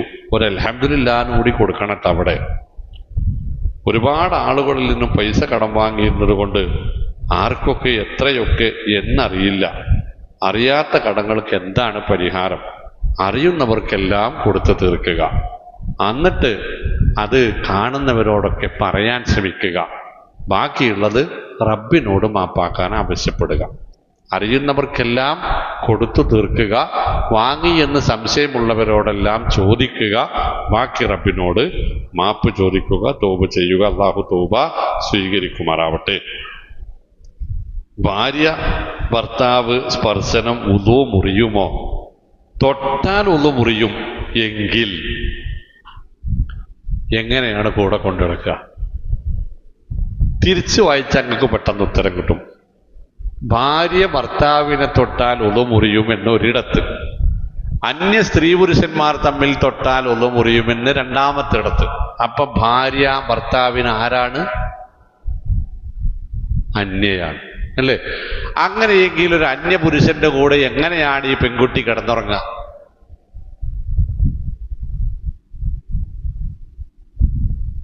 തീർന്നില്ലേ? ഭാര്യ ഭർത്താവിനെ തൊട്ടാൽ ഉളു മുറിയുമെന്നൊരിടത്ത്, അന്യ സ്ത്രീ പുരുഷന്മാരുടെ തൊലി തമ്മിൽ തൊട്ടാലാണ് ഉളു മുറിയുക എന്ന് രണ്ടാമത്തെ പേജില്. മൂന്നാമത്തെ പേജ് മറിക്കുക നമ്മൾ, എന്നിട്ട് അവിടെ ചോദിക്കുക, അപ്പോൾ ഒരു അന്യ സ്ത്രീ എങ്ങനെയാണ് ഒരു അന്യ പുരുഷന്റെ കൂടെ ജീവിക്കാൻ ഞാൻ നല്ല രൂപത്തിൽ പറഞ്ഞതാ, കുറച്ചുകൂടി കടന്നതാ ഞാൻ. എങ്ങനെയാണ് ഒന്നിച്ചവർ കടന്നുറങ്ങല്? അവർക്കെങ്ങനെ മക്കളുണ്ടായത് ഹറാമ് ചെയ്തിട്ടോ എന്ന ചോദ്യത്തിന്റെ ഉത്തരം ആണ് എന്നാണെങ്കിൽ നമ്മൾ ഉൾപ്പെടെയുള്ളവർ ഹറാം പറഞ്ഞവരാണോ എന്ന് ചോദിക്കേണ്ടി വരും. തിരിച്ചു പറയും, റസൂലുള്ളാഹി സ്വല്ലല്ലാഹു അലൈഹി വസല്ലമ ഒളു എടുത്ത് പള്ളിയിലേക്ക് പോകുന്ന വഴിയിൽ ഞങ്ങളിൽ ചില ഭാര്യമാരെ ചുംബിക്കാറുണ്ടായിരുന്നുവെന്ന് മഹദിയായ ഉമ്മുൽ മുഅ്മിനീൻ ആയിഷ റളിയല്ലാഹു തആല അൻഹാ, മൈമൂന റളിയല്ലാഹു തആല അൻഹാ, സൈനബ് റളിയല്ലാഹു തആല അൻഹാ ഉമ്മഹാത്തുൽ മുഅ്മിനീങ്ങൾ റിപ്പോർട്ട് ചെയ്യുന്നത് ബുഖാരി ഉൾപ്പെടെ കാണാം. റസൂൽ ഒളു ഇല്ലാതെയും നിസ്കരിക്കാൻ അനുവാദം നൽകപ്പെട്ടവരായിരുന്നുവോ? അതോ ഇമാം ബുഖാരി ഉൾപ്പെടെയുള്ള ഹദീസ് ഗ്രന്ഥങ്ങൾക്ക് തെറ്റിയോ? അതോ റസൂൽ ഭാര്യമാരെ തൊട്ടാൽ ഒന്നും മുറിയില്ല, അത് മറ്റുള്ളവർക്കാണ് ബാധകം എന്നതിന് വല്ല തെളിവും ഇത് പറയുന്നവരുടെ കയ്യിലുണ്ടോ? ഇത്രയൊന്നല്ല. ഇവിടെ വെള്ളിയിലാ ഞാൻ കല്യാണം കഴിച്ചിരിക്കണം. അവിടുന്നാ എൻ്റെ ഭാര്യയുടെ വാപ്പൻ്റെ കൂടെ ഒരു കുഞ്ഞാക്കുണ്ടായിരുന്നു, സുഹൃത്ത്, നെല്ലായ കുഞ്ഞാക്ക. അവരിത് കേൾക്കുന്നുണ്ട്, കേട്ടോട്ടെ. കുഞ്ഞാക്കൻ്റെ ഭാര്യ മരിച്ചു. ഞാൻ തിരൂർ സ്കൂളിലാണ്. 5 മണിക്ക് വയ്യത്തെടുക്കുമെന്ന് പറഞ്ഞിട്ട് ഞാൻ സ്കൂള് ഉച്ചയ്ക്ക് ലൈവ് ആക്കിയിട്ട് 4:30 മണിക്ക് ഇവിടെ എത്തി. ഇപ്പൊ മരിച്ച വീട്ടിലെ പന്തലിൽ ആളുകളൊക്കെ ഇരിക്കുന്നുണ്ട്. ഞാൻ കുഞ്ഞാക്കാനെ കണ്ട് സമാധാനിപ്പിച്ച കൂട്ടത്തിൽ എന്തിപ്പം ഉണ്ടായി എന്ന് ചോദിച്ചത്. സാധാരണ ചോദിക്കണല്ലോ, എനിക്കൊന്നും അറിയില്ല മാനേ എന്നറിഞ്ഞിട്ടു. അതെന്താ കുഞ്ഞാക്കാന്ന് വെച്ചാൽ ഇന്നെ അവിടേക്കൊന്നും കയറ്റിയിട്ടില്ല എന്നോ. അതെന്താ അങ്ങനെയെന്ന് വെച്ചാൽ തൊട്ടാ മുറിയണോട് അടുത്തിരുന്ന റഹ്മത്തിന്റെ മലക്ക് വരൂലത്രേന്ന് പറഞ്ഞിട്ടുണ്ട്. ഒറ്റയടിക്ക് ചോദിച്ചു, അപ്പൊ ഈ മക്കളുണ്ടായാലൊക്കെ എങ്ങനെയാണ്? മക്കള് 2 പൈസയടാ. ഇന്നോളം മറുപടിയില്ല. നെല്ലായ കുഞ്ഞാക്ക എന്ന് പറഞ്ഞത് ഒരു സാങ്കല്പിക കഥാപാത്രമല്ല, സത്യമാണ്. കുഞ്ഞാക്കി മരിച്ചുപോയി. ഇവിടേക്ക് ഇത് എത്തേണ്ടതുണ്ടോ? ഖുബില റസൂലുള്ളാഹി സ്വല്ലല്ലാഹി അലൈഹി വസല്ലം ബൈന സഹരി വനഹരി എന്ന് പറഞ്ഞത് ആയിഷ റളിയല്ലാഹു തആല അൻഹ. എന്റെ മടിത്തട്ടിനും എന്റെ മാറിടത്തിനും ഇടയിലാണ് നബി സല്ലല്ലാഹു അലൈഹി വസല്ലം മരിച്ചത്. എന്റെ മടിത്തട്ടിൽ തലവെച്ച് എന്റെ മാറിടത്തിനും മടിത്തട്ടിലും തൊട്ടിച്ചിരുന്നും തലവെച്ചുകൊണ്ടാണ് റസൂൽ സല്ലല്ലാഹു അലൈഹി വസല്ലം വഫാത്തായത് എന്ന് ആയിഷ റളിയല്ലാഹു അൻഹ ബുഖാരിയിൽ. അപ്പൊ നബി സല്ലല്ലാഹു അലൈഹി വസല്ലം ഒന്നുമില്ലാതെയാണോ മരിച്ചത്? അന്യസ്ത്രീയുടെ മടിയിൽ തലവെച്ചാ മരിച്ചത്? നിങ്ങൾ ഒരുപാട് തിരിച്ചു പോകണം കേട്ടോ. കൂടെ കൊണ്ടു നടക്കുന്ന ആ പെണ്ണിനെ ഇങ്ങനെ 10-60 കൊല്ലായിട്ടും ഇപ്പോഴും താത്താക്ക് മാത്രം ഞാൻ ആരാൻ്റെയോടെയാണെന്ന് തോന്നണത് ഈ ചിന്തയിൽ നിന്നുണ്ടായതാണ്. 16 വയസ്സിൽ കല്യാണം കഴിച്ച് കൊണ്ടുവന്നപ്പോ എന്റെ വാപ്പയും പറഞ്ഞ ആരാൻ്റെ കൊടുക്കാ ഓണിച്ച് നോക്കിക്കോ. എന്നിട്ട് 10 മക്കളുണ്ടായി. മക്കൾക്കൊക്കെ അവരെ വീട്. മക്കൾക്ക് പേരക്കുട്ടികളുണ്ടായി, അവർക്കും അവര് തന്നെ വീട്. ഉമ്മാക്ക് ഇപ്പോഴും ആരാന്റെ വീടാ. ഈ സമുദായം നന്നാവൂല അല്ലേ? ദുനിയാവിൽ ഏറ്റവും ആദരിക്കേണ്ട മനുഷ്യൻ ആരാന്ന് ചോദിച്ചപ്പോ മറുപടി ഉമ്മാന. ഇമ്മപ്പോഴും ഹറാമാന, അജ്നബിയാന്ന നിലപാട്. അല്ലാഹ് കാത്തിരക്ഷിക്കട്ടെ. റമദാൻ മാസത്തിൽ അള്ളാഹുവിന്റെ ഓഫറുകൾ നോമ്പുകാർക്ക് മാത്രമാണോ? അതെ. നന്മകൾക്ക് ഇരട്ട പ്രതിഫലവും പോലെ തിന്മകൾക്ക് ശിക്ഷയും ഇരട്ടിയുണ്ടോ? ഇല്ല. നന്മകൾക്ക് 10, 70, 700 പ്രതിഫലം വർദ്ധിപ്പിക്കപ്പെടും. പക്ഷേ വലാ യുജ്സല്ലദീന അമലു സയ്യിഹാത്തി ഇല്ലാ മിത്ലഹാ, തിന്മകൾക്ക് തുല്യ പ്രതിഫലം ശിക്ഷ മാത്രമേ ഉണ്ടാവുകയുള്ളൂ. നോമ്പുകാരന് മാത്രമുള്ളതാണ് റമദാനിന്റെ ബർക്കത്ത്.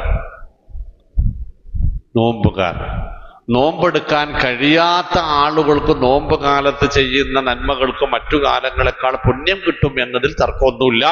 പക്ഷെ അത് നോമ്പുകാരന്റെ മാസമാണ്. 6 നോമ്പിന്റെ ഇസ്ലാമിക വിധി എന്ത്? അത് ഞാൻ പെരുന്നാൾ ഈദ്ഗാഹിൽ പറയണമെന്ന് വെച്ചാണ്. അതുകൊണ്ട് ആ സമയം കൊണ്ട് ഒഴിവായി കിട്ടി. മൻ സ്വാമ റമളാന സുമ്മ അത്ബഅ സിത്തം മിൻ ശവ്വാൽ കാന കസിയാമി ദഹർ. റവാഹു മുസ്ലിം. റമളാനിലെ നോമ്പ് മുഴുവനും അനുഷ്ഠിക്കുകയും അതിനെ തുടർന്ന് ശവ്വാൽ മാസം 6 നോമ്പുകൾ എടുക്കുകയും ചെയ്താൽ 1 വർഷം മുഴുവൻ നോമ്പെടുത്ത പ്രതിഫലമുണ്ട് എന്നാണ് ഹദീസുകളിൽ ഇമാം മുസ്ലിം റിപ്പോർട്ട് ചെയ്ത ഹദീസുകളിൽ കാണാവുന്നത്. റമളാനിൽ നോമ്പെടുക്കുകയും അതിനെ തുടർന്ന് ശവ്വാലിൽ 6 ദിവസം, അത് 2 മുതൽ 7 വരെ ആവാം. ശവ്വാൽ അവസാനിക്കുന്നതിന് മുമ്പ് എപ്പോഴുമാവാം. ഒന്ന് ഓരോന്നായോ, ഈരണ്ടായോ, 1 നോറ്റ് അടുത്ത ആഴ്ച 2 നോറ്റ് അങ്ങനെയായോ, ശവ്വാൽ അവസാനിക്കുന്നതിന് മുമ്പ് ആ 6 എണ്ണം തീരണം എന്നു മാത്രം.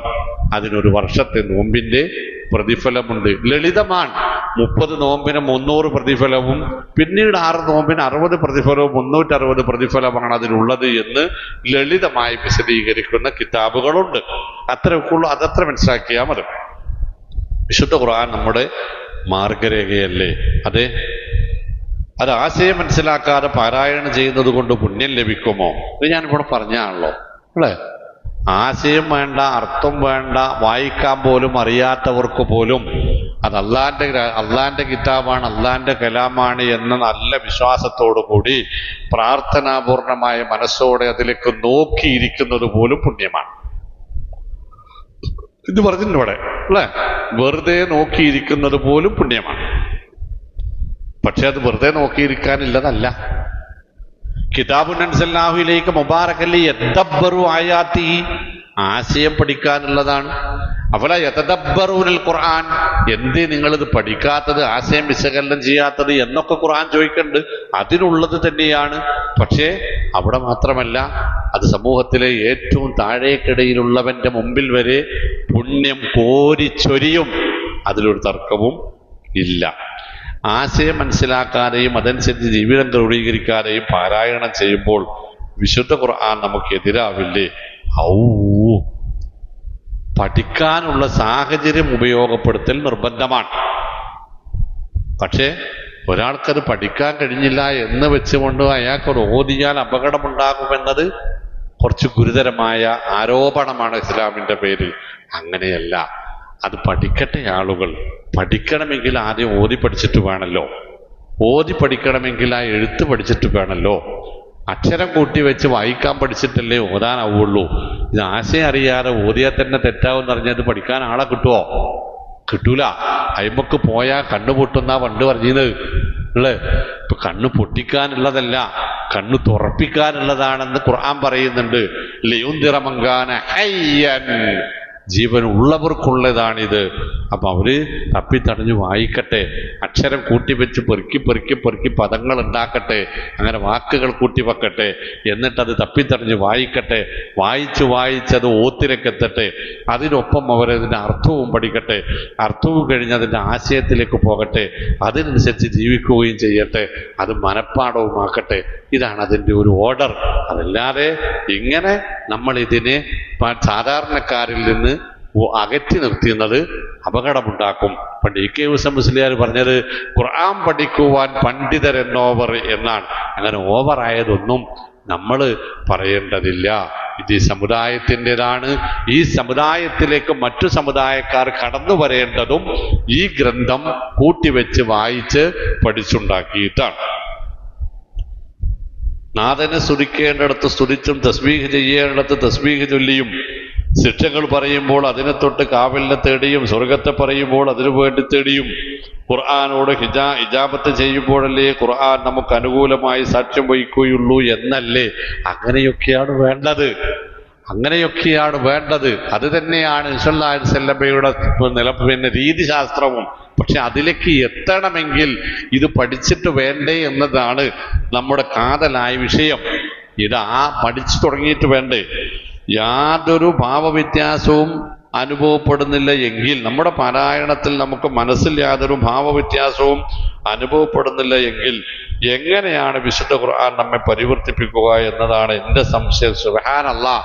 കുട്ടികളോട് സാധാരണ ഞാൻ ചോദിക്കും, മദ്രസയിൽ പോകുമ്പോഴേ, പോയിരുന്ന കാലത്ത് ഇപ്പൊ പരിശോധനയ്ക്ക് പോകുമ്പോഴൊക്കെ, നിങ്ങളുടെ വീട്ടിൽ ഏറ്റവും നന്നായി ഖുർആൻ ഓതൽ ആരാണ്? അപ്പൊ കുട്ടികളെന്ന് ഞാൻ നോക്കും. അപ്പൊ ഞാൻ 3 ഘട്ടം വിടും. നിങ്ങളാണോ? അല്ല. ഉമ്മച്ചിയാണോ? നിങ്ങളെക്കാൾ നന്നായി ഉമ്മച്ചി ഓതൽ. ഉമ്മമ്മേ. ഏറ്റവും നന്നായി ഓതൽ നിങ്ങളുടെ 3-ലാരാ? ഉമ്മമ്മേ സാർ. ഇമ്മമ്മ 2ാം ക്ലാസ്സിൽ സ്കൂൾ നിർത്തിയതേക്കാരം അല്ലേ? അത് ഉമ്മമ്മ ഓതുന്നത് കേട്ടാൽ കരച്ചിൽ വരുന്ന പറയാ ചിലർ. ഉമ്മമ്മ ഓതുന്നത് കേട്ടാൽ കരച്ചിൽ വരും. അപ്പോ ഇത് അർത്ഥം അറിഞ്ഞിട്ട് വേണ്ട ഇതിന്റെ ആശയവും ഇതിന്റെ ഭാവം ഒന്നും നമ്മുടെ മനസ്സിലേക്ക് വരാൻ. നിങ്ങൾ പെരയിലൊന്നും നോക്കി അങ്ങനെ തന്നെയല്ലേ? ഇതിന്റെ ആശയവും ഇതിന്റെ ഭാവവും ഈമാനൊന്നും വരാൻ ഇതിന്റെ അർത്ഥം അറിഞ്ഞു. അതിന്റെ മുഅ്ജിസത്താ. ഇത് അള്ളാന്റെ കലാമാന്ന് വിചാരിച്ച് കേവല വായനയിൽ പോലും നമ്മുടെ മനസ്സ് അതിലേക്ക് ഇങ്ങനെ ഇഴുകിച്ചേരും. കേൾക്കുന്നവൻ അത് ഇഴുകിച്ചേരാൻ കഴിയും. ആ ശബ്ദം പോലും, അതിന്റെ ഈണം പോലും നമ്മളെ ഇരുത്തിക്കളയും. അതാണ് മക്കാ മുശ്രിക്കുകൾ പറഞ്ഞത്, ലാ തസ്മഉ ലിഹാദൽ ഖുർആൻ, ഇത് കേൾക്കാൻ നിങ്ങൾ ആളുകളെ സമ്മതിക്കരുത്, ഓലത്തിന് വീണു പോകും. വൽഗൗ ഫീഹി, ഇതാരെങ്കിലും ഉറക്കം ഓടുമ്പോൾ അവിടെ കൂക്കും വിളി ഉണ്ടാക്കിക്കോളിയും. ലഅല്ലക്കും തഗ്ലിബൂൻ, എന്നാലേ നമുക്ക് ഇവിടെ പിടിച്ചിക്കാൻ കഴിയുള്ളൂ, അല്ലെങ്കിൽ ഖുർആൻ വിജയിക്കും. ഇപ്പൊ ഖുർആന്റെ ഭാവം ഈമാൻ ഉള്ളിൽ കയറണമെങ്കിൽ ഇതിന്റെ അർത്ഥം വേണം എന്നില്ല. ഓക്കെ. പിന്നെ പാരായണത്തിനേക്കാൾ പഠനത്തിനല്ലേ പ്രാധാന്യം നൽകേണ്ടത്? അല്ല, പാരായണത്തിനാണ് പ്രഥമമായ പരിഗണന. പഠനത്തിന് അതിൻ്റെ അപ്പുറത്താണ് പരിഗണനയുള്ളത്. എന്നാൽ പഠിച്ച് മനസ്സിലാക്കി ഉന്നതിയിലെത്തുന്നവർക്കാണ് പദവി കൂടുതലുള്ളത് എന്നത് മറ്റൊരു മേഖലയാണ്.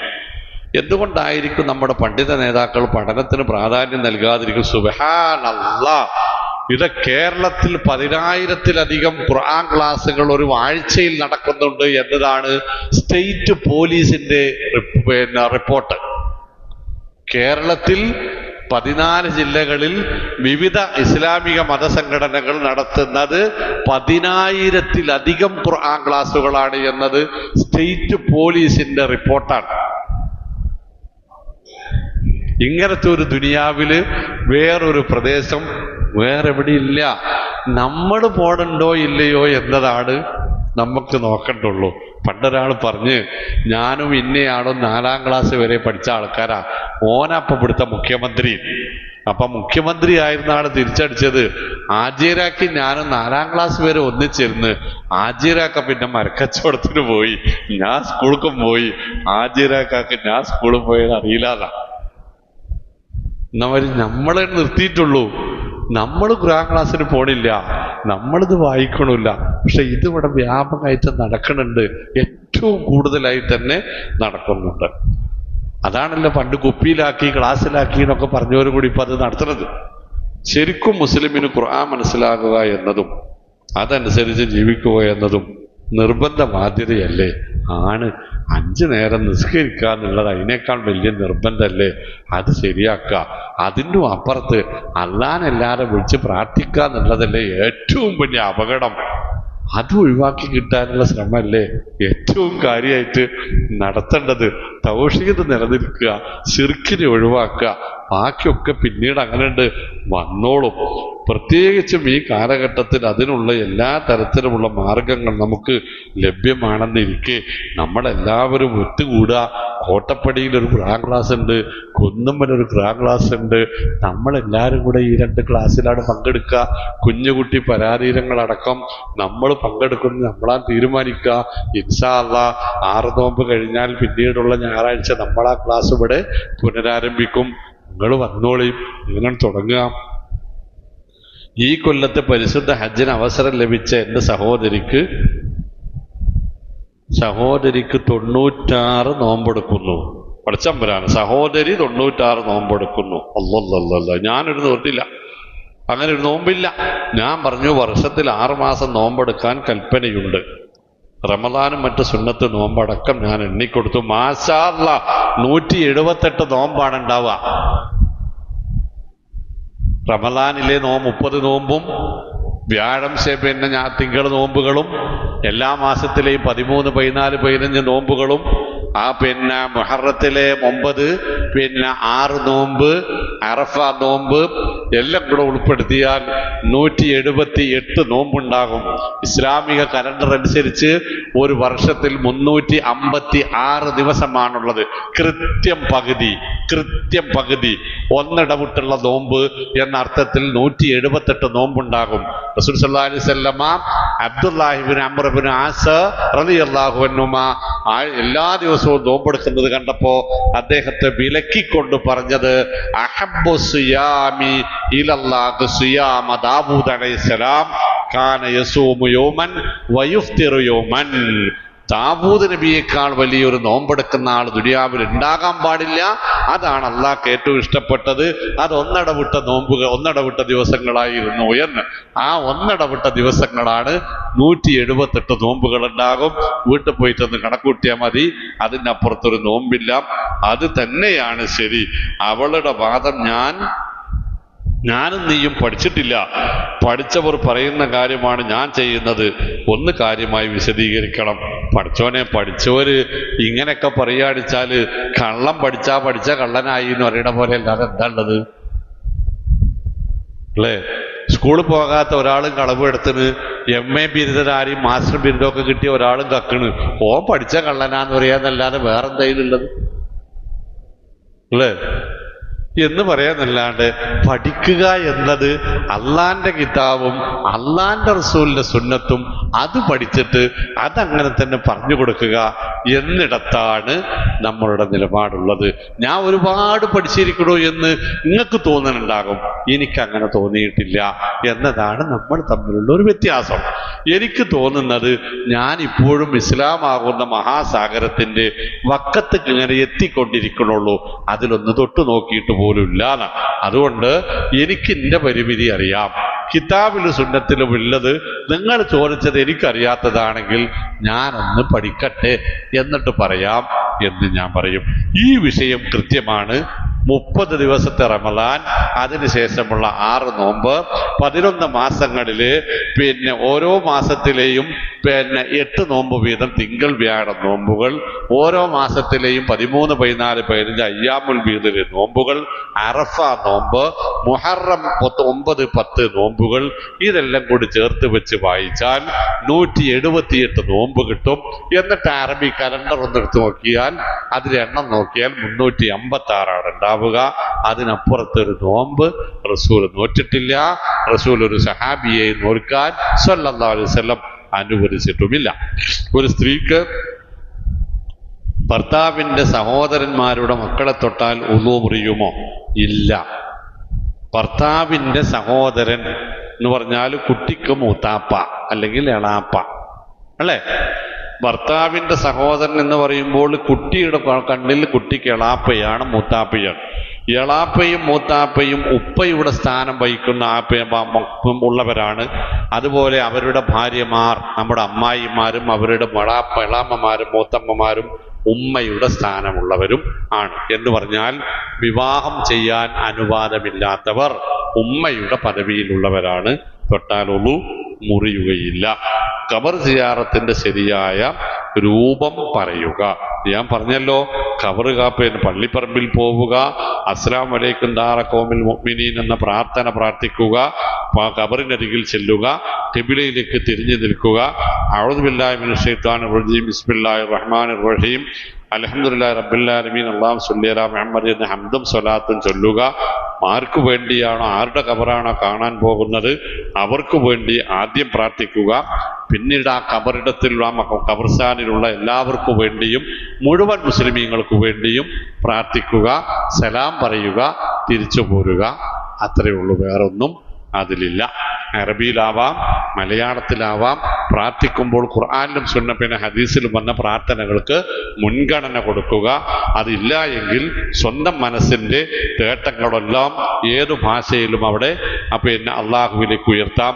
ഒരു കാരണവശാലും ഖബറാളിയോട് പ്രാർത്ഥിക്കുകയോ ഖബറാളിയിൽ നിന്ന് എന്തെങ്കിലും ഒന്ന് ആഗ്രഹിക്കുകയോ ചെയ്യാവതല്ല. അത് കടുത്ത ശിർക്കാണ്. പ്രാർത്ഥനകളെല്ലാം അള്ളാഹുവിലേക്കുള്ളതാണ്. ഖബറിങ്കിൽ ചെന്ന് മയ്യത്തിന് വേണ്ടി നമസ്കരിക്കാത്ത ആളാണെങ്കിൽ മയ്യത്തിന് വേണ്ടി നമസ്കരിക്കുക എന്നല്ലാതെ സുന്നത്തോ ഫർളോ ആയ ഒരു നമസ്കാരവും ഖബറിങ്കിൽ വെച്ച് നിർവഹിക്കാനും പാടില്ല. ഇത്തരമുള്ളത്. വേറെന്തെങ്കിലും? പ്രത്യേകിച്ച് സ്ത്രീകളാണ് ഖബർ സന്ദർശിക്കാൻ പോകുന്നത് എങ്കിൽ ഖബറിങ്കിൽ വെച്ച് നിലവിളിക്കാനോ ഒച്ചയും വിളിയെടുക്കാനോ എണ്ണി പറഞ്ഞ് സങ്കടം പറയാനോ ഒന്നും പാടുമില്ല. ഓക്കെ, അപ്പോ വന്ന ചോദ്യങ്ങളൊക്കെ അവസാനിച്ചു.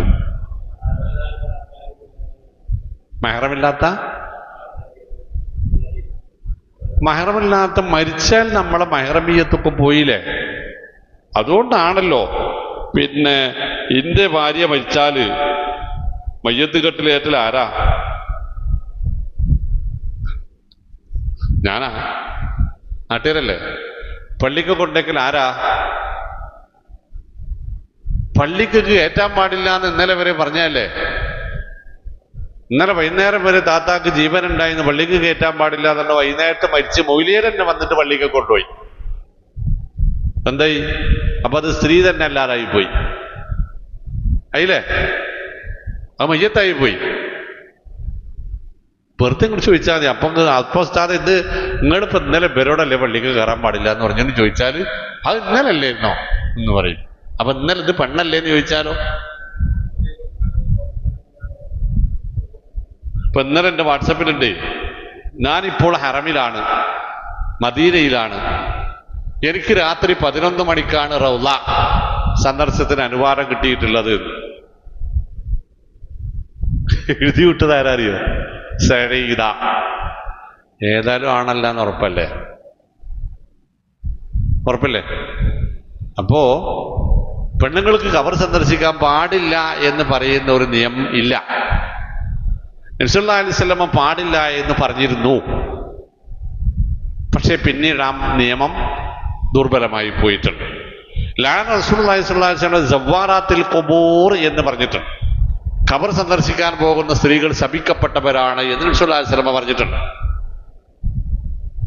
ഉമ്മു സുലൈം റളിയല്ലാഹു തആല അൻഹ പറയുന്നുണ്ട്, നുഹീനാ അൻ ഇത്തിബാഇൽ ജനായിദി വസിയാറത്തുൽ ഖുബൂർ. മയ്യത്തിന്റെ പിന്നാലെ പോകുന്നതും ഖബർ സന്ദർശിക്കാൻ പോകുന്നതും ഞങ്ങൾക്ക് വിലക്കിയിട്ടുണ്ട് നബി സല്ലല്ലാഹു അലൈഹി വസല്ലം. വലം യഅ്സിം, എന്നാൽ അതൊരു കർശനമായ നിരോധനമായിരുന്നില്ല. ഇതിനൊക്കെ ശേഷമാണ് കുന്തു നഹൈതുകും അൻ സിയാറത്തുൽ ഖുബൂർ ഫസൂറുഹാ എന്ന ഹദീസ് വരുന്നത്. ഞാൻ പണ്ട് ഖബർ സിയാറത്ത് നിരോധിച്ചിരുന്നു, ഇനി മുതൽ നിങ്ങൾ സന്ദർശിച്ചു കൊള്ളുക. ഈ ഹദീസ് റിപ്പോർട്ട് ചെയ്തിട്ട് ഷെയ്ഖ് അൽബാനി അദ്ദേഹത്തിന്റെ അഹ്കാമുൽ ജനായിസ് വ ബിദഅഇഹ എന്ന് പറഞ്ഞിട്ടൊരു കിതാബ് അദ്ദേഹത്തിന് ലോക പ്രശസ്തമാണ്.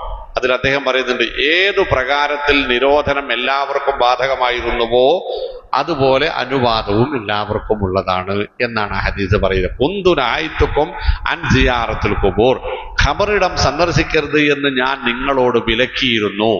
ഫസൂറുഹ, അത് വിലക്കിയിരുന്നു എന്നത് എല്ലാവർക്കും ബാധകമാണ് എന്നതുപോലെ ഫസൂറുഹ, സന്ദർശിച്ചു കൊള്ളുക എന്നതും എല്ലാവർക്കും ബാധകമാണ്.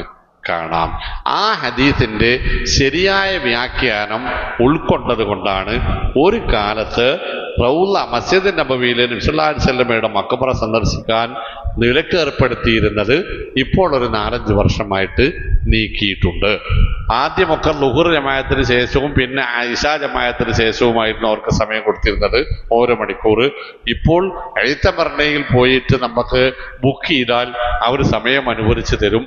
ആ സമയത്തെ പുരുഷന്മാർക്കും പോകാവൂ, അവർക്ക് കിട്ടുന്ന സമയത്തെ സ്ത്രീകൾക്കും പോകാവൂ. പക്ഷെ പോകാൻ അനുവാദമുണ്ട്.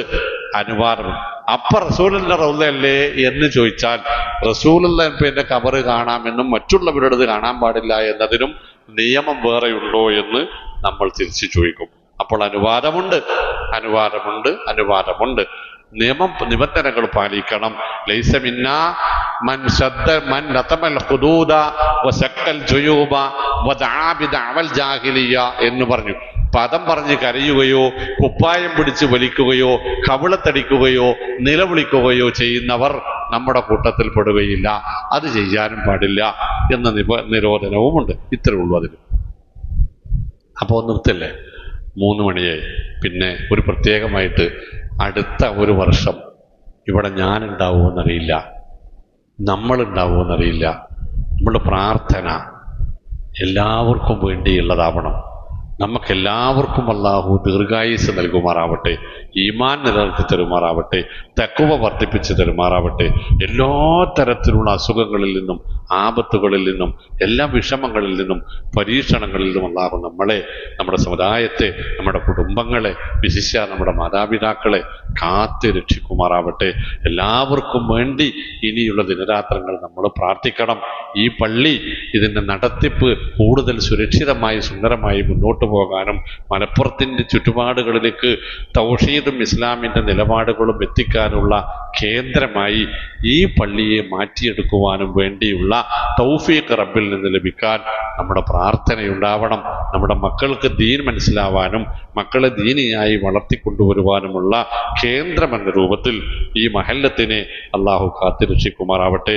ഇതിൻ്റെ ഭാരവാഹികൾക്ക് കൂടുതൽ പള്ളിക്കും ദീനിനും വേണ്ടി പ്രവർത്തിക്കാനുള്ള ഊർജ്ജസ്വലത, ഈമാനും തഖ്വയും അള്ളാഹു പ്രദാനം ചെയ്യുമാറാവട്ടെ. ഇതിന് സാമ്പത്തികമായി സഹകരിക്കുന്നവർക്കെല്ലാം അള്ളാഹു കൂടുതൽ ബർക്കത്തും നൽകുന്നതിനെല്ലാം കൂടുതൽ പുണ്യവും അള്ളാഹു പ്രതിഫലം പ്രദാനം ചെയ്യുമാറാവട്ടെ. ഇവിടെ പങ്കെടുക്കുന്ന കമ്മിറ്റിക്കാരും ഭാരവാഹികളും പ്രവർത്തകരും നമ്മളെല്ലാവരും ഒരൊറ്റ കുടുംബത്തിലെ അംഗങ്ങളെ പോലെ പരസ്പരം എല്ലാ തരത്തിലുള്ള അകൽച്ചകളും ഒഴിവാക്കി ഒരേ മനസ്സായി ഒരേ ഈമാനോടെ തഖ്വയോടെ ഒരുപാട് കാലം ഇനിയും ജീവിച്ചിരിക്കാനും റബ്ബിന്റെ ജന്നാത്തുൽ ഫിർദൗസിൽ കുടുംബസമേതം ഒരുമിച്ച് കൂടാനും നമുക്ക് തൗഫീഖ് നൽകുമാറാവട്ടെ. മലപ്പുറത്തിൻ്റെ തൗഹീദിൻ്റെ പ്രസരണ കേന്ദ്രമായി ഈ പള്ളിയെയും ഇതിൻ്റെ പ്രവർത്തകരെയും ഇതിൽ പങ്കെടുക്കുന്നവരെയും ഇതിൻ്റെ ഭാരവാഹികളെയും അള്ളാഹു അനുഗ്രഹിക്കുമാറാവട്ടെ. മലപ്പുറത്ത് നിൽക്കുന്ന ഇസ്ലാമികമായ എല്ലാ ജാഗരണങ്ങളുടെയും തുടക്കം കുറിക്കാനുള്ള സ്ഥലമായി, വളർത്തിക്കൊണ്ടുവരുവാനുള്ള കേന്ദ്രമായി ഈ മഹല്ലത്തിനെയും നമ്മളെയും അള്ളാഹു അതിൻ്റെ ക്രെഡിറ്റോടുകൂടി സ്വർഗപ്രവേശനം നൽകി അനുഗ്രഹിക്കുമാറാവട്ടെ. വസല്ലല്ലാഹു വസല്ലം അലാ നബിയിനാ വഹബീബിനാ മുഹമ്മദിൽ അമീൻ. സുബ്ഹാന റബ്ബിക റബ്ബിൽ ഇസ്സത്തി അമ്മാ യസിഫൂൻ വസ്സലാമുൻ അലൽ മുർസലീൻ വസല്ലല്ലാഹു അലാ മുഹമ്മദ് വആലിഹി വസഹ്ബിഹി അജ്മഈൻ. അസ്സലാമു അലൈക്കും വറഹ്മത്തുള്ളാഹി.